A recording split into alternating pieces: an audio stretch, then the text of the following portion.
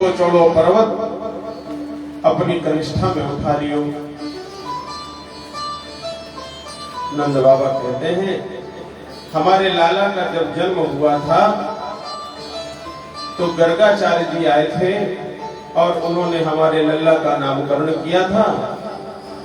अब ये क्या है हमें नहीं मालूम, लेकिन उन्होंने एक बात जरूर कही थी।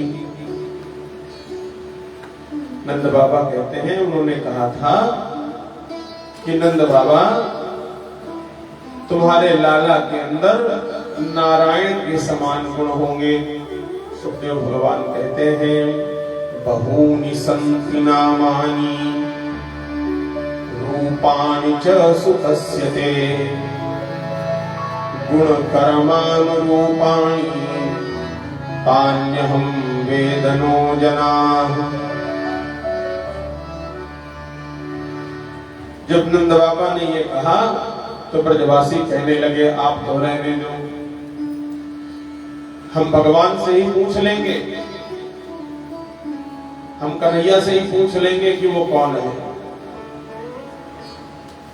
ब्रजवासी सब कन्हैया के पास आते हैं और कहते हैं लाला एक बात बता, तू भगवान है कि नहीं? तू भगवान है ना? तूने 7 कोस का पर्वत अपनी उंगली में धारण कर लिया, भगवान कराने लगे। अरे ब्रजवासियों, ये जो पर्वत उठा लिया ना, इसको उठाने को देख करके तुम मुझे भगवान समझते हो? ऐसी भूल मत करो, मैं भगवान नहीं हूं। ब्रजवासियों को विश्वास नहीं था। भगवान कहते हैं देवता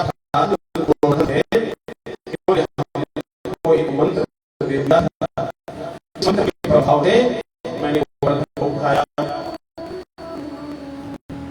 उस मंत्र के प्रभाव से मैंने गोवर्धन को उठाया है।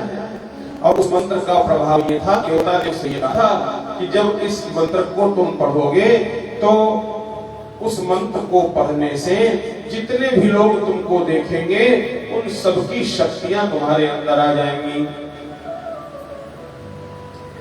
एक संत ने बहुत सुंदर भाव दिया।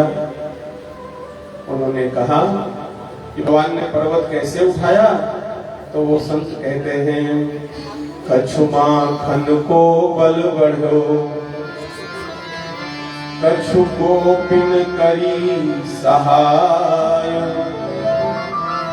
श्री राधा योगी कृपा से मैनो गिरिवर लियो उठा। भगवान ने सब ब्रजवासियों को समझाया, सब ब्रजवासियों को बताया।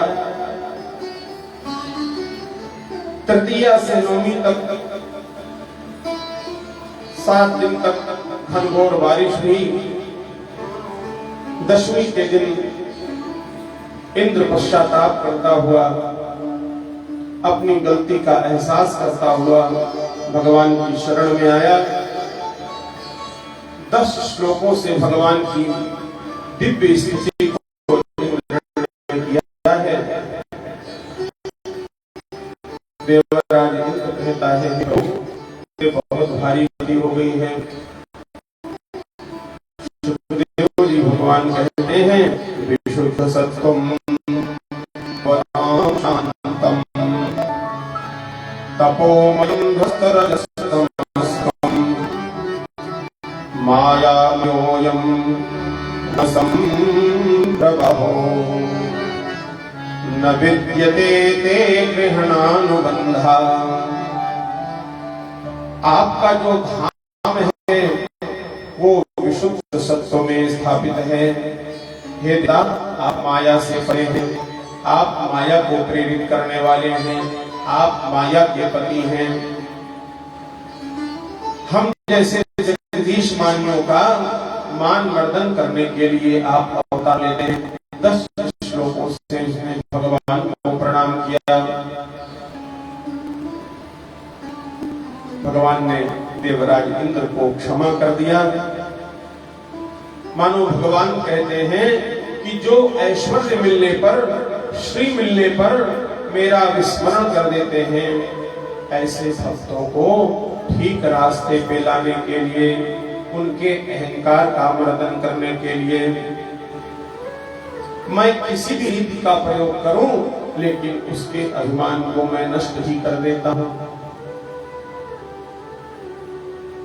जो भगवान के भक्त होते हैं, कतिपय अगर उनके मन में अभिमान आ भी जाता है तो भगवान किसी न किसी रीति का प्रयोग करके अपने भक्तों के अभिमान का मर्दन अवश्य करते हैं।